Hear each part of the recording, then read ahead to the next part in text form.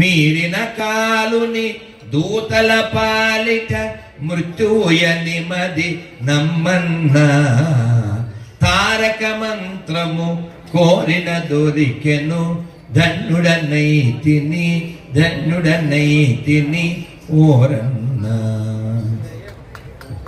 అందులో ఆయన ఏం చెప్తున్నారంటే, ఈ తారక మంత్రం నాకు దొరికింది, ఎముడు దూతలు వస్తే కూడా అది వాళ్ళకి మృత్యువును కలుగజేస్తుంది. సత్యం బిక పుట్టుట సున్నా, నేను మళ్ళీ పుట్టను అని ఆయన తొడగొట్టి చెప్పినంత గట్టిగా చెప్పారు. కాబట్టి రామనామం పట్టుకున్నవాడు సక్సెస్ అయ్యాడు, పాండురంగాన్ని పట్టుకున్నవాడు సక్సెస్ అయ్యాడు, వెంకటేశ్వరుని పట్టుకున్న అన్నమయ్య సక్సెస్ అయ్యాడు, శివుణ్ణి పట్టుకున్న కన్నప్ప సక్సెస్ అయ్యాడు. మోక్షం పొందడానికే కదా ఈ మానవ దేహం వచ్చింది.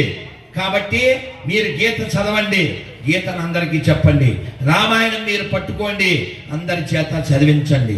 మీరు వారానికి ఒక్కరోజు ఇంట్లో కానీ దగ్గరలో ఉన్న దేవాలయంలో కానీ 5గురో 10 మందో 3గురో 4గురో ఒక్కరైనా సరే కూర్చోండి, మీరేం చేయద్దు, కూర్చోండి.